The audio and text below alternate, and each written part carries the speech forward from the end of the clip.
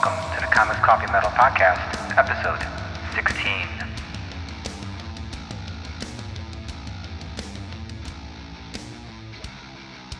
Hey everyone, and welcome to the show. So today we have two firsts. The first is that I have my first returning guest, and that is Tyrell Cannon. Tyrell was the second guest on the show just over a year ago, and he has a great new Kickstarter coming up, and we get to talk about that a bit and a few other things that I don't know, because the second first is I am recording this intro before our actual interview. I am doing that because I just want to get this out because Tyrell's Kickstarter is also in progress right now. It's already met its funding goal. It's no reason not to go and back it if you have not yet. It's going to be a really great Kickstarter to back. He's got tons of amazing rewards still left, tons of tiers, some awesome stretch goals. Hopefully we go into it. If not, already been to the Kickstarter page. I've already pledged. It's all there. All the information is there. I'll make sure there's a link in the show notes. So, without further ado, Mr. Tyrell Cannon back again.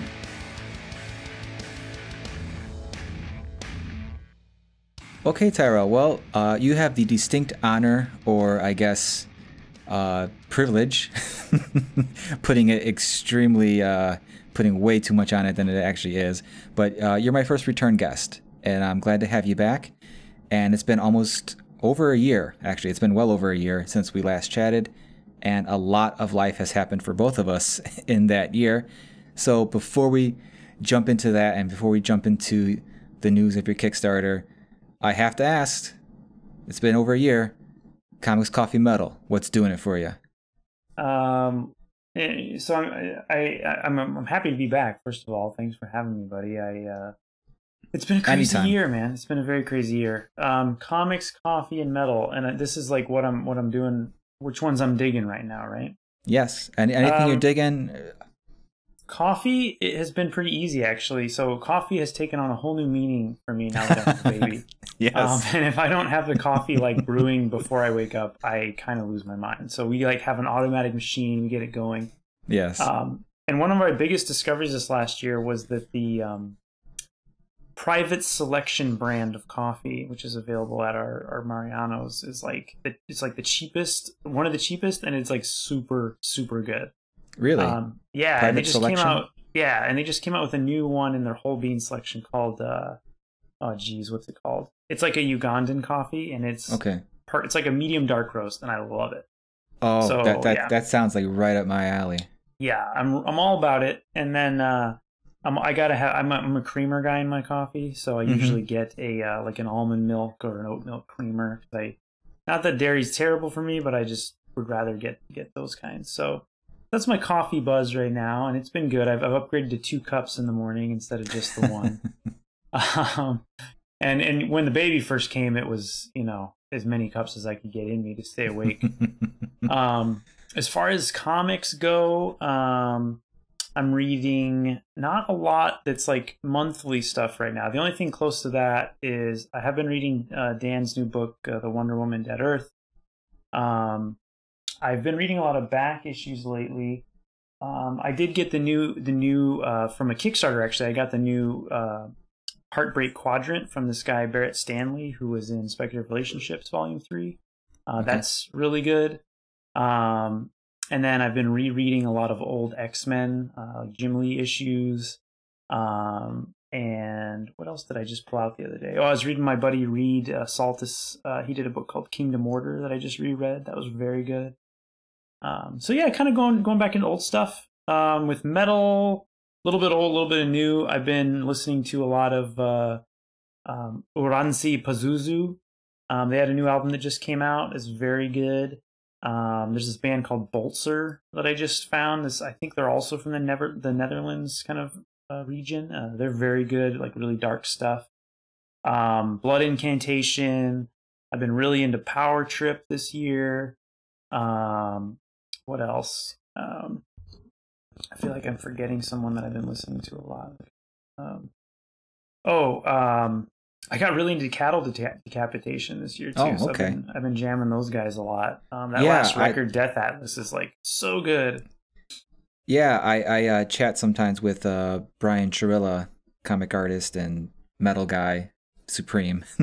And Cattle Decapitation is like his band, and he's been he was pretty hyped for that record, so I actually checked it out and I was like, wow, this is actually pretty good. It's like it's a little bit more on the extreme end for my personal taste that I'm used to, but I'm warming up to that stuff. I really am. That new record and their previous one are a little more approachable than the rest of their stuff. There's a little more harmony going on. They have more kind of an anthem feel to the songs. And yeah, it's a really good record. And I think that's what, for me, that's what helps. Like when a band has that record or two, or even just a few songs here and there that are much more approachable, it's easier for me to go back to the stuff that's not so approachable because I just kind of have the variety of it within it. That happened to me with Gojira. Oh yeah, for sure. Because, their last album, Magma, is probably their most approachable album. Right. For the layman. Right. And then it's good to find back. that. Yeah, like to find that and then you go back. Yeah, you go to the back catalog and you can sort of be like, oh, like you start to discover the things maybe you didn't hear before because you didn't have that sort of anchor point, Yeah, and that first band you mentioned, Pazuzu.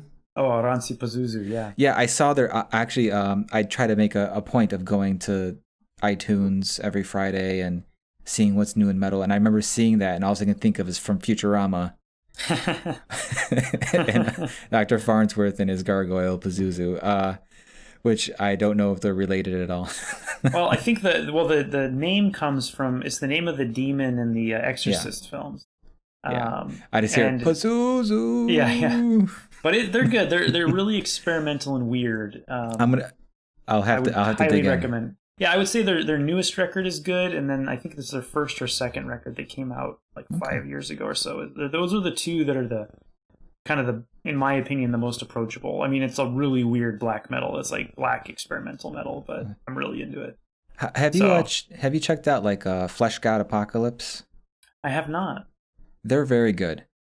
They're very, very good. They're definitely just like this grandiose death metal, like, choirs and orchestra. That sounds right up my alley. I'm gonna write that down. Flesh God Apocalypse. That's like one of the bands where it's like, okay, maybe even like 2 years ago I would never check this out, but now I'm like, this jams. And what's really awesome with them, if I don't know if it's available on other platforms, but on the Apple Music side, they have instrumentals. They release instrumentals of like all of their tracks because it's just awesome, orchestral arrangements and, thrashing guitars. So that's kind of, the safe versions I put on, I keep on my phone for when the family's in the car. No, that's cool, man. I like that. Sounds right up my alley. I like the big stuff, the dark stuff. I like the stuff that's a little more instrumental. I'm a big fan of Sleep, of course, and or also even like John Carpenter. And that's not metal, but that sort of atmospheric feeling stuff. And that's been sort of my wheelhouse. And I mean, the surprising one for me this year was probably Cattle Decapitation was not on my radar really at all, and the other one was Power Trip. I was not aware of Power Trip at all, but then I saw them live and it just like blew my mind, and I was like instant fan. Nice. I've been doing a deep dive. Like one of my blind spots for the show, I'm going to be doing a series of episodes called Blind Spots, where I kind of go do a deep dive on something that's been around forever that I have not been checked out. And the first thing I'm doing is Machine Head. Oh, nice. And it's astounded me like how much this band is my jam. Yeah. But it's been really fun. But here's the thing: if I would listen to these later thrashier albums of theirs first, I don't think I would have been into them as I am now, because their earlier stuff, the groovy stuff, that's what I'm really into. But not to digress too much away from everything. But yeah, so like just kind of going back to. We could probably just talk about music for like an hour and a half. I mean. But we shouldn't. We shouldn't, because you have something very awesome we need to talk about, and that is your Kickstarter for ERIS. Yeah, that's running now. It's running. It's funded, which is fucking awesome. Yeah, very exciting. Yeah, I can't wait to see that book. I love the trailer. I love the music. I love Jonathan Lamatia's animation he did for the logo. It's just it strikes all that right chords where I'm like, yeah, this is some shit. I was really excited to do a trailer because a lot of our influences for the book come from things like 80s movies and action movies and horror movies and sci-fi movies, and so I was like, well, I really want a trailer. I want that R rating on there. I want it to have that sort of that feeling of when you saw a trailer back in the day for something that maybe you had never heard of before. Because before the internet, it would just be like you'd see trailers before movies when you rented them or when you go to the theater. And so I had my buddy. One of the things I wanted to evoke was that old. I don't know if you remember the old Manga Video ad. For the early days of Manga Video, it was like a company that released anime, and they did this ad that had this KMFDM song on it. And it played like Devilman and like Akira and like showed all these clips. Yeah. And so I told my friend Josh, who's a musician, I said, "Hey man, can you make me like a KMFDM style track?" And so he gave me that track, which is actually, it's awesome. It's like a 4-minute track, 4 or 5 minute track. No, I only used about a minute of it. I might release the track if he gives me permission. I might make it I might send it to the backers too, because the whole track is really, really good. And then I cut the whole trailer together, and then I wanted the logo to do something because it just was sitting on the screen. I was like, I don't know. And I had been talking to Jonathan about helping out, and he said he could do animation. And so I was like, dude, I want like that sting that you get at the end of like the Thundercats cartoon or like the X-Men cartoon where, like the logo pops in and then it kind of electrifies or something. And he just nailed it. It's perfect. Yeah, there's like this little like, few frame glitch. Yeah. Just before that, I'm like, when that happened, I'm like, they got it. Like it's just like the chef's kiss, mwah, perfect.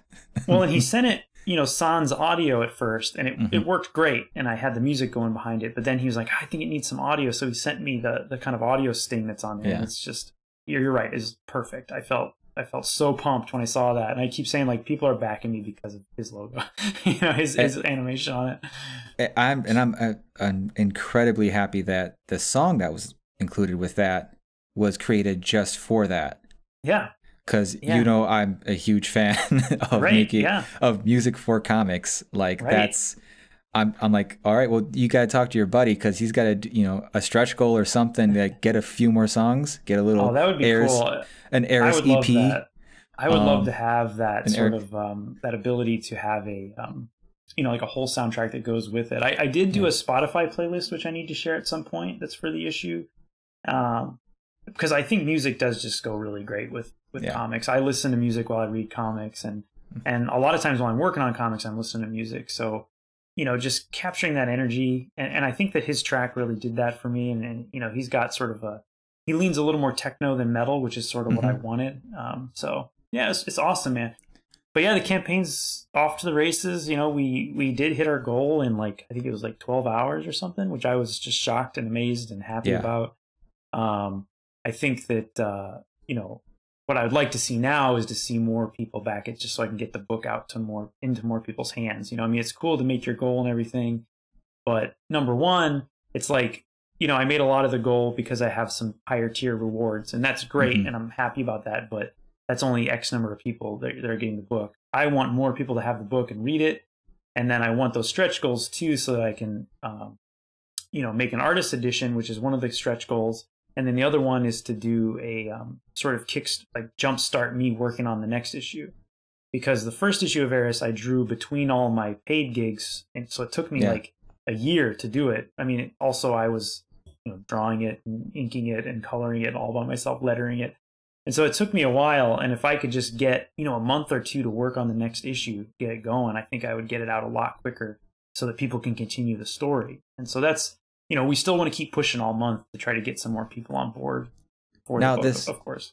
This artist edition that you're hoping to reach the stretch goal for, is that like the IDW artist editions, like this full size artwork? Well, that would be the idea. It would be a PDF only at this point. I would love to do it in print, but that the stretch goal would have to be a lot higher to do a print version of it. Because I've been working on my Patreon comic, and ERIS started as a Patreon comic. That we talked about it last time you were here.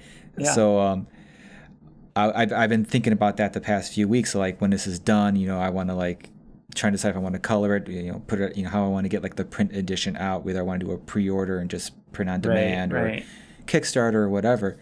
And I was kind of like entertaining the idea of doing a version of my book where it's like a flip book, but the first, you know, you flip it over and it's just the black and white scans. Yeah, that could be cool, man. I mean, I love seeing that stuff, you know, and that's, you know, I like all, to see that. We're all so process that's something junkies. We want to offer. Yeah, right. Yeah. We want to hear how they make it. We want to see, and that was the other reason I think that for the artist edition, digital's just, especially right now, maybe the way to go for us. A, it's a little bit cheaper, so everybody can get it. Yeah. And then B, I can do cool things like have a page that's perfectly easy and clear to see, but then easily have overlays or next pages. You know, there's no limit on how much content. No, that sounds like a really cool idea. Right. So I can have thumbnails and inks and color flats if I want, and I can have notes next to it and script pages next to it. And you know, I want to get really, you know, like, I like the idea of not having any limits on how much content I can put in the artist edition. So I'm planning to include the scripts and planning to include sketches and character art and all that stuff in it. So that sounds like just like an amazing like Kickstarter thing in all of its own, much less it being a stretch goal.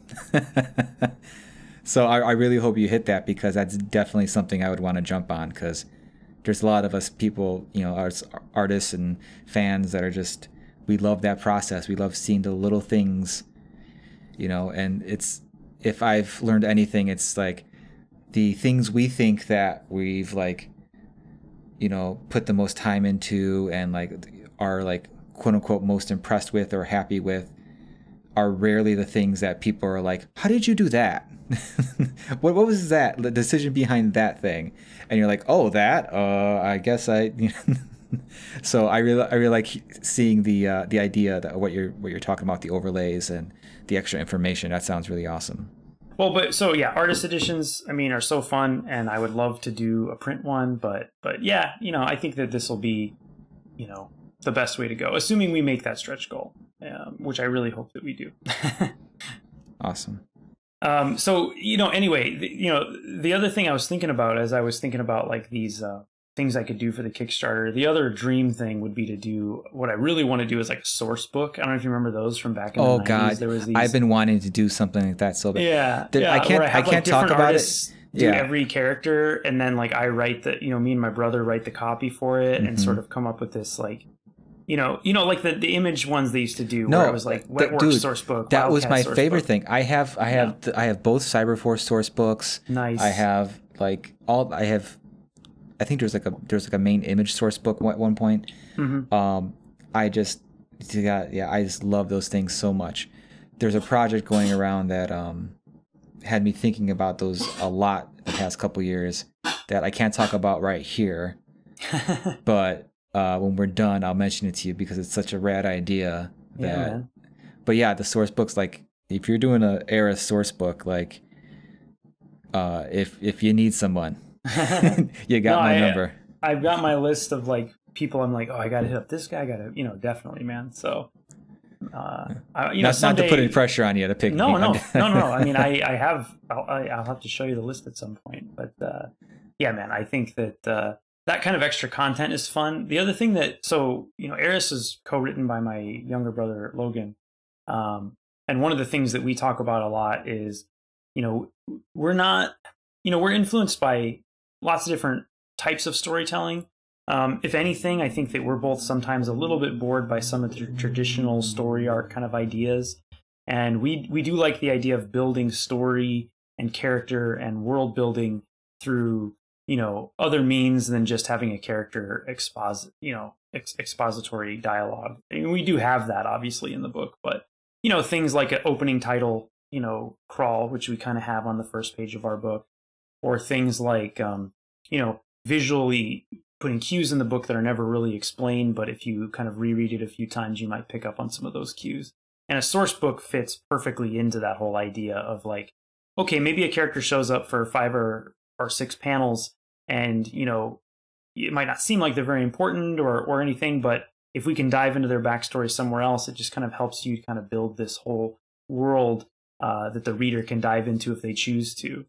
So that's something we'd really love to do at some point. But right now, I mean, because every time we write anything, we're always thinking there's 12 different ideas, or sort of 12 pages of backstory for somebody, and then we kind of got to cut them down to a reasonable amount of time in the book so that I can actually get it drawn. Because as you know, comics take a really long time. Yeah, they take, especially when you have to do them around paid gigs and things like that.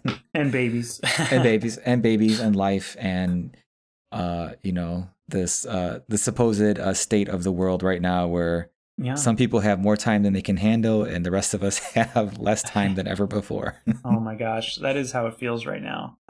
It's been a big, so I just had a baby, as you know, and the adjustment to that has been definitely a big learning curve. And I just now lately have been feeling like I'm getting back on some sort of, I wouldn't even call it a schedule. I would just call it like I'm able to set goals again and complete them. It's the mind frame that you have to get first. And you're tracking what we kind of experience, with the timing of how long after, and like, okay, we can kind of plan things now. We can kind of anticipate and set our goals and do things like that. Right. And I wish I could say it was easy to apply those lessons when you have a second one. But some things become so much easier and some things become exponentially harder. Oh, I can only imagine, man. I can only imagine. Obviously it's all worth it, and sure, but it's like really the best kind of motivator, but also the best reason to procrastinate. Oh yeah, absolutely. There's been so many times where my son, he's coming up on 8 months and he's fallen asleep on me, and I'm like, okay, let me put him down, and I have about a half hour. His sister's, playing with her toys, doing her thing. I got a half hour. I can probably, get some good inking done on a panel or two. And I'm just like, I don't want to put him down because he's not going to be this small forever. And then the daddy brain starts working, and it's like, he's not going to be this small tomorrow. Enjoy this while you can. And it's like, Yeah, no, I feel you, man. I feel but you. Then it's really amazing, and it's like, but it's also like a really tough adjustment, And of course, people listening to this that don't have kids will not care or understand, and that's totally fine. And people who have kids will probably have advice for us already. So.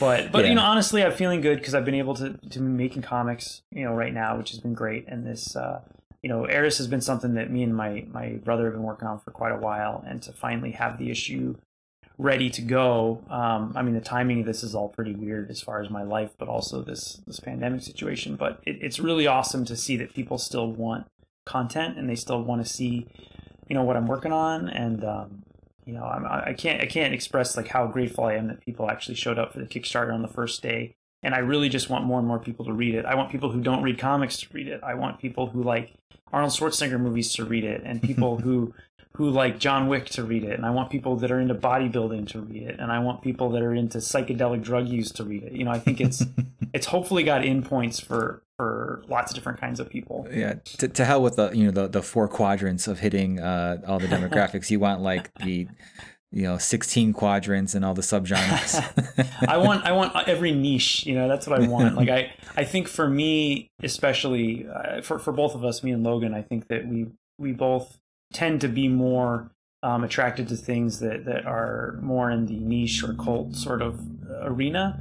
But I also think that the way things work now and the way people discover content has changed also the way that they engage with it. And I think that kind of love of something that's a little bit different, a little bit unique. I don't know, people love those things a little deeper, and I feel like they're a little more willing to show up for those things. Whereas something like, I don't know, Star Wars or Avengers, lots of people love it and they do connect with it. But I don't think people ever have the same kind of connection with something that is massively pop culture as they do with something small or a little less a little more off the beaten path that they discover on their own. Yeah, and I've always wanted my comics to feel more like that, you know. It's a lot easier to feel ownership of a thing that, you know, isn't widely known, isn't as, you know, beloved by millions and things like that. And, you know, there is the I don't know what the myth or whatever, the 1,000 true fans scenario, where if you make 1,000 true fans, and if they each spend $100 on you a year, you can do what you want to do for the rest of your life. Yeah. No, it's really cool. I would be remiss if I didn't ask you now, like, obviously you said this story's been, you know, gestating with yourself and your brother for a while. And I have to ask, someone who's had the experience of trying to make a comic with their sibling not go well. There's faults on both ends, but mostly his. How is that relationship with? Is it very simpatico, or is it just like you guys have been batting this idea around so long, so gradually? It's just like, we're finally doing it, man. We're rolling. I'm really glad you asked that, because like we did another, you know, podcast recently where we both were able to come on, and you know, it's interesting. Like, we grew up together. So I have 3 siblings, but my 2 older siblings are you know, 5 to 10 years older than us, depending on which one, you know. And so, but he and I are only about a year and a half apart. So, you know, we drove to school every day and drove home every day, and, you know, hung out together. And you know, that, I think, growing up caused actually a whole lot of conflict. You know, I think that in high school, we probably didn't get along very well. You know, he's one of the few people I've actually come to physical blows with in my life. And it's weird how over time, you know, once we had some time apart and we both sort of figured out who we were as individuals, I think that it was easier to come back together and then find those anchor points that we had from growing up together that maybe you just don't think about when you're together all the time. Because when you're together all the time, you tend to just nitpick at each other, which is totally what we did, especially me on him. I was always giving him a hard time about everything that he did. And anyway, that's probably too much information for most people. To get to your point, though. No, they want the juicy stuff, Tyrell. Right. You know, so we didn't work together on anything for a long time. The closest thing we had done is me and a couple other friends that are mutual friends of he and I had made a movie together a long time ago on Super 8 film, and that was quite an experience. And you know, he went off and he went to school for acting and writing, you know, so he writes scripts and he acts in plays, and he's done some commercial and movie work. And then I went off to art school and started drawing and making comics and stuff. And I don't know, maybe 5 to 8, well, it's probably more like 8 to 9 years ago, I'd been making my comics, and there was a point where I just kind of, I had this comic in mind for this character I do called Simon, and I wanted words to go with it, but I didn't have them. Like, they weren't there. Like, I had the images and I did not have the words. And I was like, why don't I just see if, like, my brother, he writes, he knows words better than me. It's kind of what I was thinking. I was like, why don't I have him take a crack at it? So he, you know, made some words to accompany the book that I was working on. And then we ended up doing that 2 more times, and it was a lot of fun. And it was a very sort of give and take thing where, you know, we would sort of bounce the ideas back and forth, and you know, I would adapt the art, he would adapt the words to what each other was doing. And so maybe, like 5 or 6 years ago, we wrote a whole series together that we had been pitching, and we actually had a different artist draw it. So he and I wrote it, and we had another artist draw it. It never got picked up, so it's just kind of sitting, gathering dust right now. But I think we wrote something really cool, and we had a really good time doing it. So then we were like, well, we need to work together again. What are we going to do? And I had this idea for ERIS a long time ago, and I had worked on it with a friend of mine named John, who I went to college with. And he and I had worked on it for a little bit, but never gotten anywhere with it. It just wasn't kind of, you know, the idea was there and we were kind of playing with it, but it hadn't sort of visited us creatively the way it needs to kind of come to life. So, you know, it kind of just sat there for a long time, and Logan and I were talking about working together again. I was like, hey, I have this thing. It's been sitting here.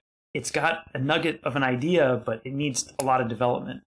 And so we started writing the script together, and I started drawing it. And, you know, that's where we started the project. So to me, it doesn't feel like one that we necessarily, have developed over our whole time together as brothers, but it's the culmination of sort of us learning how to work together. And I think that we found a really good synchronicity in the way we work on this one, where his strengths and my strengths are both coming out in the book. At least I feel like they are, and I hope that the readers are seeing that.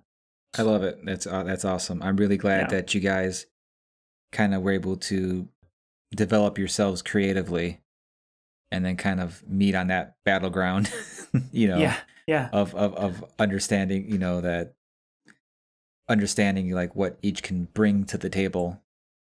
Well, and we set out, I think another thing that helps, to speak to your point of just like the difficulty of working with a sibling or a loved one or a friend even, is one of the things we did is when we do start a project, we sort of have one person, whoever, had the initial idea is the final say. So if there is a conflict on anything of like, well, I think this guy needs to be like this, we'll obviously talk about it and hear each other out.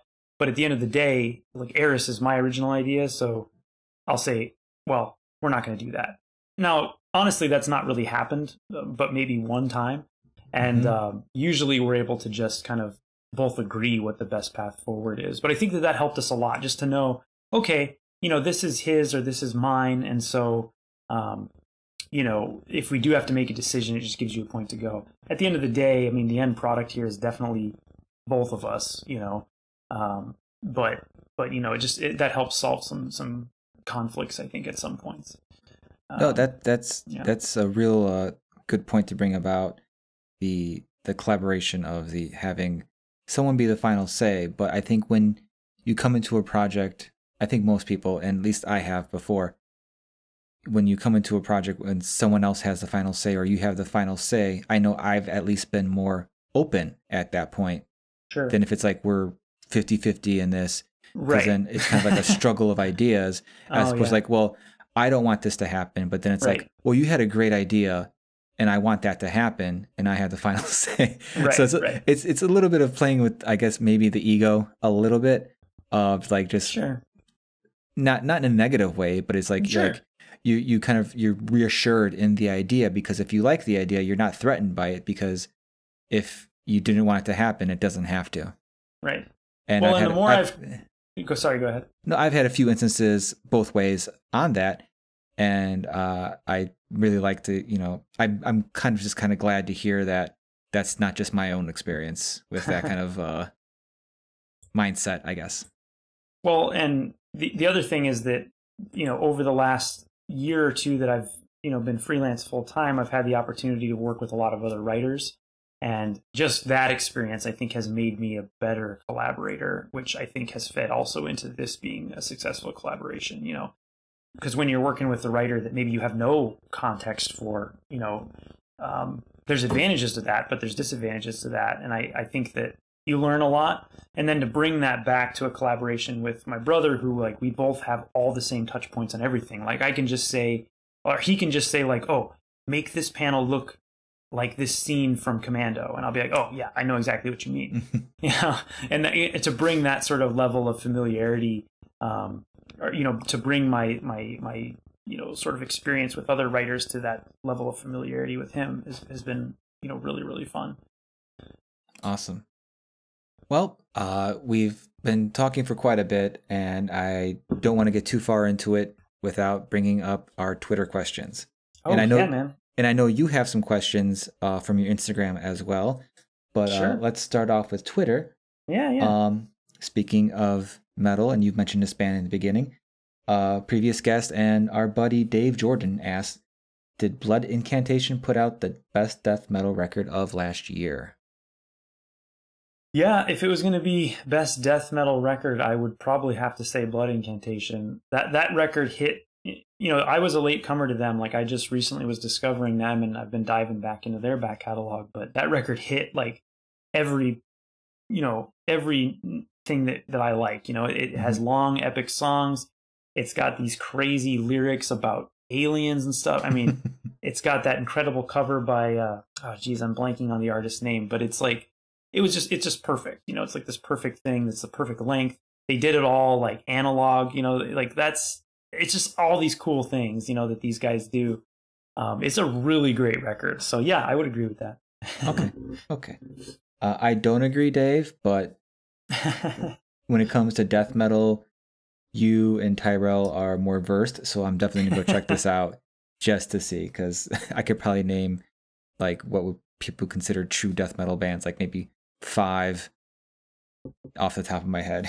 So it's a good record. I would say listen to the whole thing in a sitting. Like don't skip around or listen to one song. Like listen to the whole record. That is something I have been trying to do, is just enjoying a record while I'm working and not like constantly clicking through YouTube videos or whatever. Next up is from Victor Noisette. He wants to know, how do you approach writing? What comes first? The characters, some scenes you want to draw, the themes and the messages? As an artist, do you write what you absolutely want to draw? That's a good question. I just did a commission for Vic. He's a nice guy. This is going to sound like a cop-out, but it's kind of all of those things. If I'm writing a book that's all me, like I'm writing it, I'm drawing it, it's just me, a lot of times that's going to start visually. And that's just because when I'm writing a comic, it's just impractical to write panel 1, this happens, knowing that I'm going to draw it. Like, it's just easier for me to start thumbnailing and drawing it and then writing the words in as I go. The other thing is that a lot of times when I'm writing, even if, like say with ERIS, where I'm collaborating with my brother, there's a lot of things that I see visually first.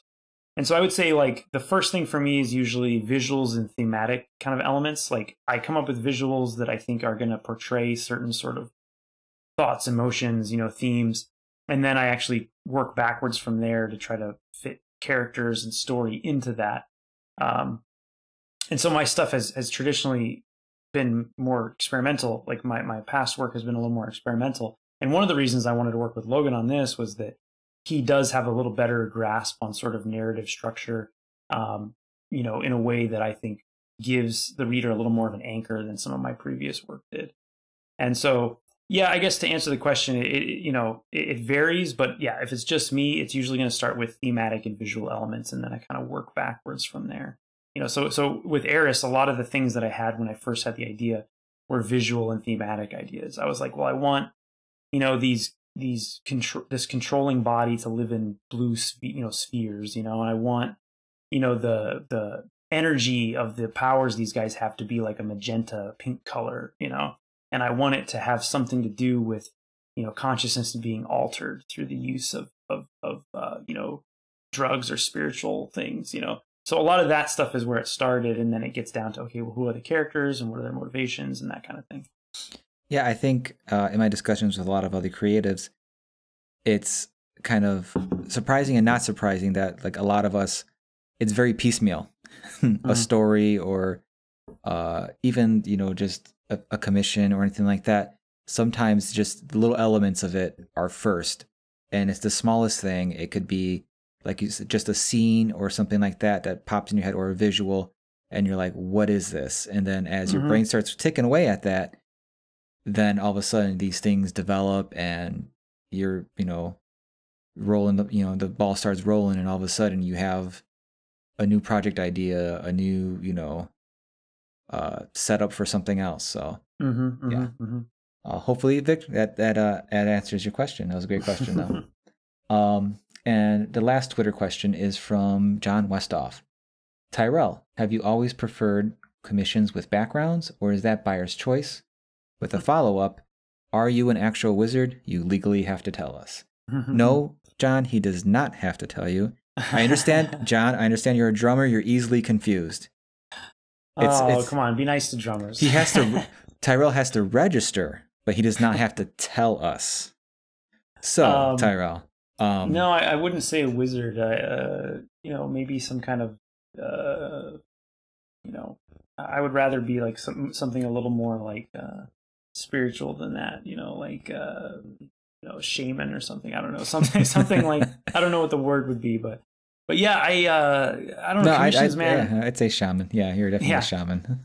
Commissions come to me from like I didn't want to do them when I started doing them. I had no desire to do them, but I kept getting asked, and so I started doing them. And then it just kind of became a thing that I started doing, and then I started enjoying it. And honestly, like, the best kind of commission to get is where someone gives you a lot of freedom to do something that you think is cool, whether that be letting you choose a character or letting you choose the scene. And the ones that are kind of, you know, I don't want to say this because some people ask for this, but the ones that are the worst are when people want to dictate to you everything that they want in the scene. Those are also more difficult because then you can't really follow any sort of vision that you have for the piece. You're just problem solving for somebody else. And, you know, that can be fun in a different way and challenging in a different way. So as far as the backgrounds go, I think for me, a lot of that comes from just whatever's feeling right. So sometimes I think a piece shouldn't have a background. I did this Captain America piece recently that was just him standing there, really. And I love that piece. I think it turned out really nice. But then I also did this Batman Beyond one recently that's kind of just all background. And that was fun and challenging in a completely different way.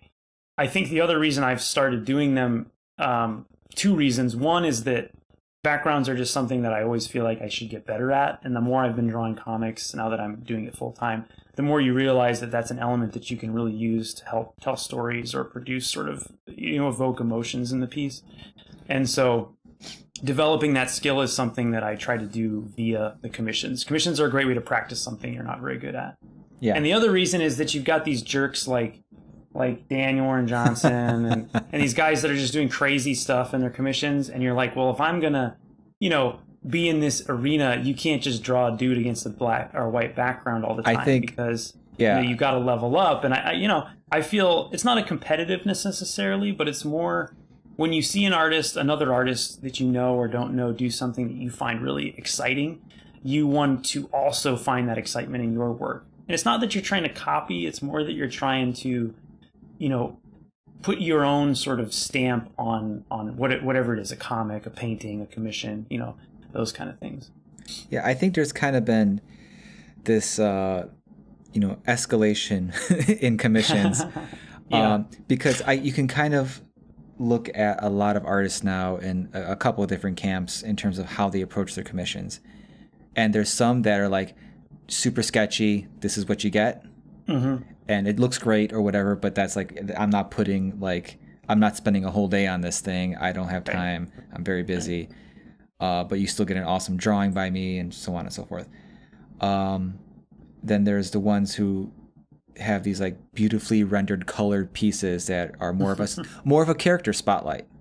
Right. You know, it's very much a cool pose, something like that. And then you get into the Brian Level, Daniel Warren Johnson.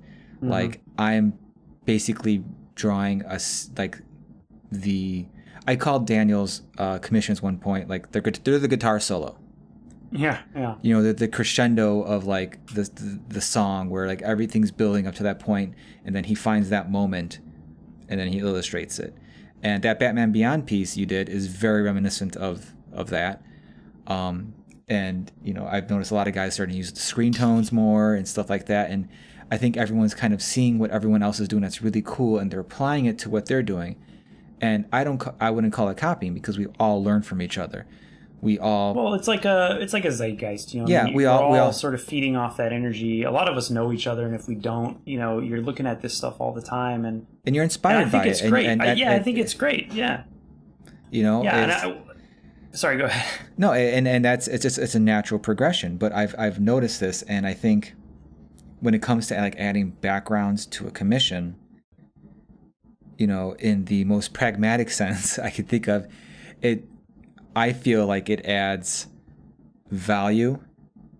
Oh, for sure. Like an untold value to the recipient, because it becomes something.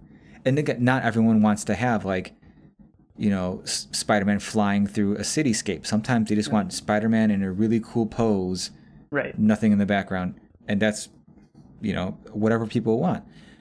But I'll still make pieces like that sometimes, because sometimes it just looks cool. You know, you don't have to do the extra work. And I think when I see a piece with like a detailed background, or even just a well done or well orchestrated background to go with it, to me it's like, if you took away that background and just had what the other image was there, it'd still be a beautifully drawn image, but it wouldn't have the I guess the perceived like impact, I guess, which is, you know, the purpose of backgrounds in a lot of cases, because you want to set the scene, you want to have context to what this person is doing, what's going on around them. But I think we can both agree that it's all Daniel's fault. Yeah, you know, I think part of it too is that, like, at its core, you're like, if you think about commissions, you know, in general, you're asking a person who's used to telling stories to make you a single image. And so I think naturally a lot of us want to tell a story if we can. Sometimes something's just going to look cool, and that's great. Yeah. I love commissions like that. I still make commissions like that. But sometimes you're like, oh, I can tell a story here, and how can I do that? It kind of works out a different muscle. It's like it works out your illustration muscle rather than just your specifically comics muscle. And I think the guys who do the more background, more scene-based commissions, we'll call them, I think if you look at them, those are guys who are very identifiable as someone I would call definitely a visual storyteller. Yeah, like for sure. Brian Level's definitely a visual storyteller with his, you know, he does great work for, you know, companies, but if you see his own stuff and his private stuff, like he's really into storytelling and doing these things, and Daniel as well, and you as well, as we just discussed, you know, a while back with ERIS and all that. It's these guys who, you know, you want to tell a story, and the commission is just that next. It's the natural progression of that, because once you find a story for the commission, and sometimes it's just Captain America standing there looking like the badass he is, right? Right. But sometimes it's Batman Beyond on a rooftop kicking some dudes' butts with this awesome futuristic cityscape behind him. Yeah, and the other thing that's fun is, like, you know, again, like, it's fun to just kind of give yourself challenges and but then also put some of your own strengths on there. So another thing I'll do is sometimes if people are cool with it, I'll kind of do a stylized version of the character's name, you know, on the piece, and that's always a thing I love when you do too. that. I love when you do that. I really like we talked about this last time when you were doing your was it In the Name of Metal? Oh yeah, those were a blast. I really like your typography, or your whatever your design sense for logos and things like that. Thank you. It's so whenever you do that with a commission, like I'm thinking of the Black Panther one from not too long ago, and all that, like that, those are really awesome. And I like that you do that. That's fun, man. It's fun. It makes it a lot more fun. So you told me earlier you had some questions from Instagram. So yeah, these are new to both of us. So yeah, hopefully they're appropriate. Which well, it looks like some of them are. Some. Gunner, who's a good dude, Gunner Leatherwood.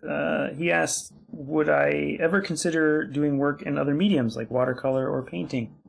I used to paint when I was in college. I used to paint. It was a blast. I haven't painted for years. I would love to do it again at some point. I would love to do it. I used to paint really large canvases, like, you know, 3x5 or 5x5. Like, I liked really, really big canvases, and I would love to get back to that at some point in my life. I used to also make films. Like, I would shoot on film and shoot on video and make, you know, narrative films or experimental films. I would love to get back to that at some point as well. So yeah, I would like to do that. My friend Paige asked why I'm so old, and Time. Paige, it's because I'm so wise, and age comes with wisdom, right? Yes. So says the shaman. I just flipped it there. My buddy Exel, this is actually a good one. Maybe you can help with this one. He's looking for comics by Latinx writers. Where are they? So, you know, I don't know a lot, but there is a few that I do know of. I mean, the Hernandez brothers are probably the first one that pops in my head. They're writers, artists, and they're the best. Unfortunately, there's two that immediately come to mind, and one I won't mention because the guy has been. Well, I was going to say don't. I know who you're talking about, and I was going to say anybody but that guy. Well outed as a scumbag. And yeah, so we're not going to mention that guy's name, but his comics are still existing, and as far as I know, he's not doing them anymore. He left the industry, I believe, for family reasons. I don't want to speak out of turn about that. I don't know all information I've heard is like second or third hand, but he was a really great guy. I was glad I got a chance to meet him. But he's had some really awesome comics, and that's Fabian Rangel Jr. Oh yeah, I've heard or of that Rangel. guy, yeah. I'm unsure of the pronunciation. Wasn't he doing Space Riders? Was that Space Riders? Yeah. Yeah, he's got a ton of great books. Just, Google search his name. He's got a ton of great stuff. In terms of Latinx creators, I'm more familiar with the artists. Sure, I mean, there's George Perez. There's, of course, the Hernandez brothers. There's Ramon Villalobos. Ramon, yeah. He's great. He's really grown into his own the past couple years. From coming from that, Frank Quitely school to really kind of taking that in his own little direction, or not. That sounds condescending. Taking it in his own direction with his own, takes and flares that he puts onto things. There's Humberto Ramos. Yes, Ramos. He's great. There's quite a few. The guy who does body bags. He's Jason Pearson. Jason Pearson, or no? For some reason, I thought. I don't know. The colorist, the other one I know of that's an artist but not a writer, is the colorist on my on astrobiology is Puerto Rican, Daniel Irizarry. I don't think I'm saying that right. Yeah, he's a good artist too in his own right. Yeah. I've seen his work Daniel's before. Awesome. Yeah. There's a great artist I follow on Twitter named Axur. AXUR. I forget his last name off the top of my head. Well, there's some good ones. That's some good ones for Exel. Exel, you reach out to me separately, buddy, and I can try to find some more for you. They are out there. Yeah, come there's to Cake. Like I'd be more, I'd be much more prepared with a list if I knew about this ahead of time, because I'd love to pump that thing. I was not prepared. Yeah. There's this guy. He's okay. He's getting better. But he's a bit of a. He's a bit of an asshole, but his name's Don Cardenas. Well, that's the other reason I was like, maybe you should speak to this. So Don Cardenas, he has a Patreon, or he's got his original comic, and he's got a great podcast, and he's got the book. Just Google Pax of the Low Country, and but no, yeah, there's plenty. There's Jules Rivera. She does a lot of great work. But we're probably forgetting some people. But we can we can come up with a list, and I can send it Jules to Rivera. To Axel. Yeah, not Riviera, Rivera. I feel like my Latin cred is slipping away because I don't have a list at the ready. But right. The names I gave you, that's already plenty to go start diving into. And feel free, to hit us up, and we'll try to find some more. Yeah, Don can help you out too. Another one here is from In This Issue Comics, comic store in Iowa. If you could write a comic that has a companion metal album, what band would you do it with? Well, I kind of did that with Sleep's Dope Smoker. I did Weed Priest, although without their permission. I think if I could choose the band and like work with them to make a comic / album, Sleep would be great, but part of me would almost, I might say Pallbearer, or Yob. I think those two bands have the kind of stuff in their music and lyrics that I think would be a lot of fun to play with visually, and maybe do something that's a collaboration. That will never happen, but that would be fun. And you didn't ask me, so you don't really care about my opinion, which is perfectly fine. But I would pick Gojira. Oh, dude, well, that's perfect. Yeah, I can see you doing that. That would be I would love to do that. I've anyone who follows me on Twitter or just hears this podcast probably hears me talk about them way too much. I just spent a whole little bit of last episode with Mike Norton just praising them, but their drummer Mario, he's also an artist, and unlike a lot of popular musicians who are also, I paint and stuff too, he's actually really good. He does a lot of artwork for their shows and their albums, and his gallery is really cool. It's this really cool trippy stuff. But I mean, yeah, in a perfect world, I could make comics about metal and make album covers for metal albums. I mean, that's dream stuff. I mean, so. that's I make metal for my comics. Yeah, So you got to go in the other way. See, I yeah. can't do that. So well, I'd be happy to do that for other people if the opportunity arises. So, but well, I yeah. have one more question here, and you could probably answer this one too. But this one says it's from Bomb Squad 86. Right. It says, "How do you push a fight scene until it's brutal enough for print? How many, or do you go through many revisions?" For me, yeah. I mean, one of the things that is like the thing that I try to is definitely a stamp I want to have is I want to play with how action works in comics. I want to find different ways to show it and different ways to use panels and different ways to freeze a scene that shows, some new way of looking at the way a character can move through it or the way effects can be rendered and those kind of things. So I would say like that's a lot of the work. A lot of the work is just figuring out an action scene. And, a lot of that work happens in the thumbnail stage. So that's where the most number of revisions is. Yeah. But then once you get through the thumbnail stage, since I'm right now at least working with a lot of characters that are, like humans moving through a space and punching and kicking and those kind of things, getting the anatomy right and getting the kind of exaggeration right is another thing that I do lots of revisions on. Like, how can I make this arm look a little bit more powerful? Or how can I make this hand show the tension that's there? Or how can I make this impact of the guy's face getting punched just show the amount of brutality that I want it to show?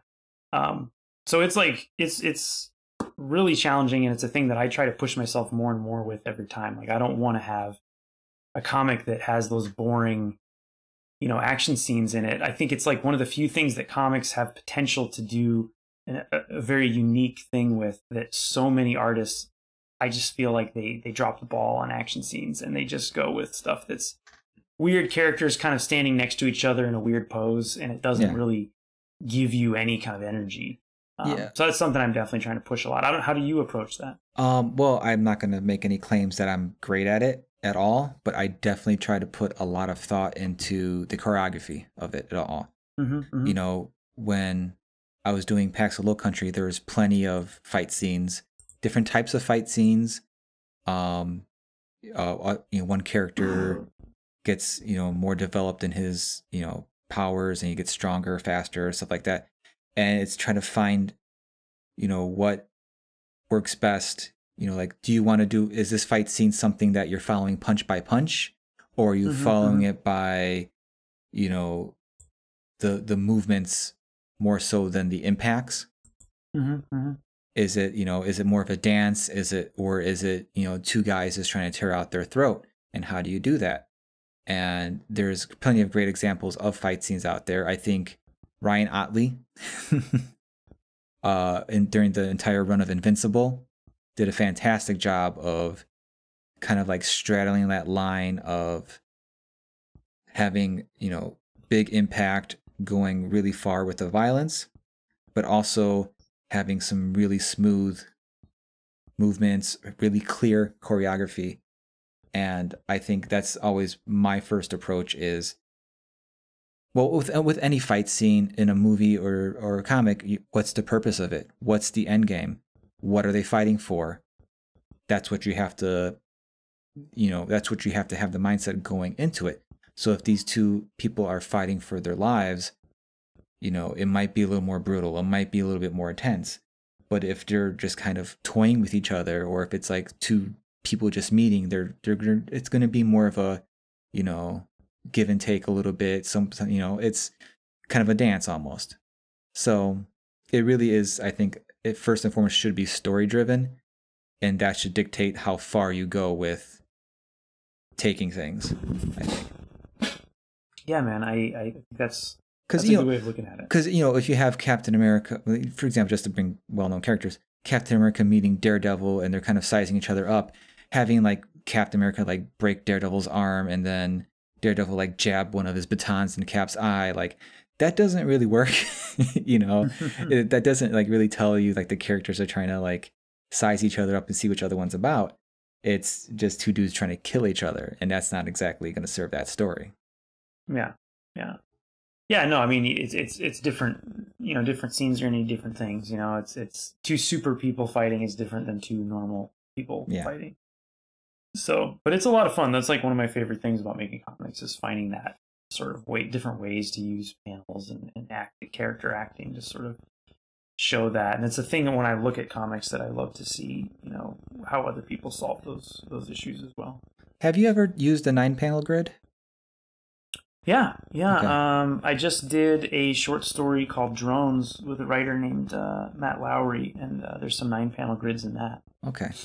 Because I think, you know, if when you're doing fight scenes and things like that, you know, 9-panel grids are typically used for more, I guess, I see them a lot more used for talking heads or just more conversational type of things, or just kind of like low-key mood things. But using like a 9-panel grid in a fight scene has been, the times I've used it and the times I've seen it have been very effective, because it's these small snippets of what's going on, and you don't have a lot of space to, like, you know, play with in terms of like, oh, you know, making it look like this giant cool image. So you're really just focused on what these two characters are doing to each other, essentially.